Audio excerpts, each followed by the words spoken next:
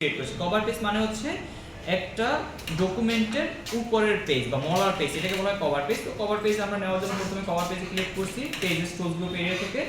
Cover পেজে click করার পর আমাদের এখানে অনেকগুলো কভার পেজ আছে। তো আমার যে কভার পেজটা পছন্দের আমি সেই কভার পেজটার উপর ক্লিক করব। কভার পেজের উপর ক্লিক করলে আমাদের বাম পাশে প্রথমেই কভার পেজটা অ্যাড হয়। কভার পেজ অ্যাড হওয়ার পরে কভার পেজে আমরা আমাদের ডকুমেন্ট টাইটেল লিখতে পারি, ডকুমেন্ট সাবটাইটেল লিখতে পারি। এরপরে হচ্ছে আমাদের এখানে যত যা কিছু লেখা আছে আমরা লিখে দিতে পারি। লিখে দেওয়ার পরে পরবর্তী পেজে এসে আমরা ডকুমেন্ট লিখব। পরবর্তী পেজে এসে ডকুমেন্ট লেখার পরে এরপরে আমরা ডকুমেন্টটা কমপ্লিট করতে পারি। আর এরপর যদি কভার পেজটা আবার পরিবর্তন করা দরকার তাহলে কভার পেজে ক্লিক করে আমরা এখান থেকে অন্য কভার পেজে ক্লিক করে দিলে কভার পেজ চেঞ্জ হবে। আর যদি কভার পেজ রাখার দরকার নাই হয় তাহলে কভার পেজে ক্লিক করে আমরা সবার নিচে লেখা আছে রিমুভ কারেন্ট কভার পেজ, এটা ক্লিক করে দিলে রিমুভ হয়ে যাবে। আর পরবর্তীতে আমরা হচ্ছে কি করছিলাম, আমরা হচ্ছে একটা ব্ল্যাঙ্ক পেজ ক্রিয়েট করছিলাম। ব্ল্যাঙ্ক পেজ ক্রিয়েট করার জন্য আমরা ব্ল্যাঙ্ক পেজের উপর ক্লিক করলে আমরা ব্ল্যাঙ্ক পেজ পাই, অথবা হচ্ছে কন্ট্রোল ধরে এন্টার দিলেও ব্ল্যাঙ্ক পেজ পাই। আর ব্ল্যাঙ্ক পেজ কাটার জন্য আমরা ব্যাক স্পেস ব্যবহার করলে ব্ল্যাঙ্ক পেজ কেটে যায়। আর এরপরে হচ্ছে আছে পেজ ব্রেক। পেজ ব্রেকের মাধ্যমে আমরা এটা বুঝি যে একটা পেজের ভিতরে যদি অনেকগুলো ডকুমেন্টস বা অনেকগুলো প্যারাগ্রাফ থাকে, সেই প্যারাগ্রাফের মাঝ পর্যায় থেকে কোনো একটা অংশ নিয়ে আরেকটা পেজে আমরা নিয়ে যাব।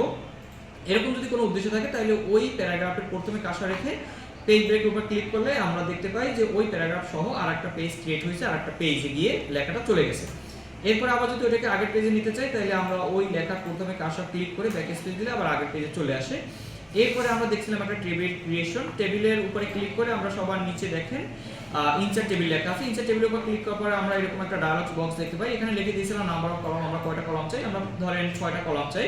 নাম্বার অফ রো, আমরা কয়টা রো চাই, ধরেন 4টা রো চাই। এরকম লিখে দিয়ে যদি ওকে করে দিই তাহলে আমাদের এখানে একটা টেবিল ক্রিয়েট হয়। টেবিল ক্রিয়েট করার পরে আমরা দেখতে পাই যে টেবিলের ভিতরে কলাম আছে, এরপরে হচ্ছে রো আছে, এরপরে ছোট ছোট সেল আছে। তো আমরা কলামকে কাউন্টিং করছিলাম যে কলাম কাউন্ট হয় এ বি সি ডি ধারা, ঠিক আছে, আর রো কাউন্ট হয় নাম্বার ধারা।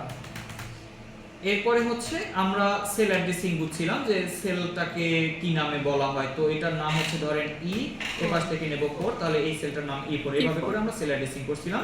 এরপরে টেবিলের ডেটাকে আমরা রিমুভ করার জন্য টেবিলটাকে সিলেক্ট করে ডিলিট বাটন ব্যবহার করলে টেবিলের ডেটা রিমুভ হয়ে যায়। টেবিলে এক্সট্রা একটা যদি রো নিতে হয়, এক্সট্রা রো নেওয়ার জন্য আমরা কি করব, এই মাঝ বরাবর কার্সরটাকে নিয়ে আসলে প্লাস চিহ্ন পাওয়া যায়, এখানে ক্লিক করলে আমরা এক্সট্রা একটা রো নিতে পারি।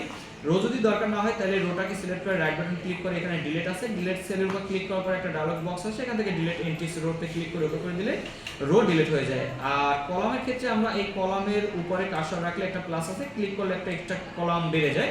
আবার কলামকে ডিলিট করার জন্য কলামকে এভাবে সিলেক্ট করে রাইট বাটন ক্লিক করে আমরা একটা ডায়ালগ বক্সের ভিতরে ডিলিট সেল আছে, ডিলিট সেলের উপর ক্লিক করে আমরা ডিলিট এন্ট্রিজ রোর উপর ক্লিক করে ওকে করে দিলে আপনার কলামটাও ডিলিট হয়ে যায়।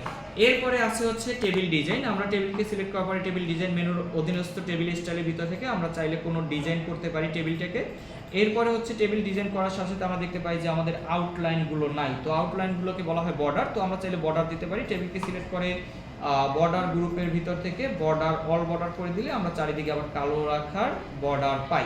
এরপরে ছিল টেবিল লেআউট। টেবিল লেআউটের ভিতরে হচ্ছে আমরা পাচ্ছি আপনার মার্জ এবং স্প্লিট। আমরা চাইলে কোনো সেলকে একত্রিত করতে পারবো, সেলগুলোকে সিলেক্ট করে রাইট বাটন ক্লিক করে মার্জ করা যায়, আমরা একটা সেলে রূপান্তর করতে পারি।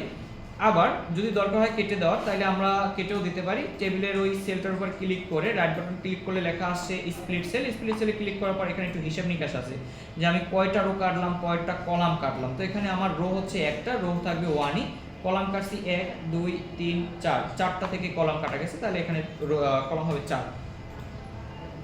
ওকে করে দিলে আবার আগের মতো ছোট ছোট ঘর তৈরি হয়ে যায়। এরপরে ছিল হচ্ছে অ্যালাইনমেন্ট। আমরা টেবিল লেআউটের ভিতরে অ্যালাইনমেন্ট আছে, এখানে সেন্টারের উপরে ক্লিক করে দিলে এটা হচ্ছে সেন্টার অ্যালাইনমেন্ট। তো এটা ক্লিক করে দিলে আমাদের লেখাগুলো সবগুলো টেবিলের সেলের মাঝ পর্যায়ে চলে আসে। আর টেক্সট ডিরেকশন, টেক্সট ডিরেকশন বলতে আমরা লেখাটাকে ঘোরানো ব্যাপারটাকে বুঝি। তো ধরেন এই লেখাটাকে যদি ঘোরাতে চাই তাহলে এখানে কার্সর ক্লিক করে আমরা ডিরেকশন দিলে লেখাটা এভাবে ঘুরবে, এভাবে ঘুরে লেখার দরকার হয়। এরপরে যদি সেলকে ছোট বড় করার দরকার তাহলে এই সেলের মাঝ বরাবর কার্সর ক্লিক করে লাইনে আমরা এভাবে টান দিলে, ক্লিক করে টান দিলে আমাদের সেলগুলো ছোট হয়ে যায়। সেটা কলাম এবং রো এর ক্ষেত্রে দুইটাই। আমরা চাইলে কলামকেও একটু ছোট চিকন করতে পারি, আমরা রোকেও চিকন করতে পারি বা মোটা করতে পারি, ঠিক আছে। এভাবে করে আমরা টোটাল টেবিলটাকে আজকে দেখলাম। এর বাইরে আজকে মনে হয় আর কিছু আলোচনা করতে পারিনি।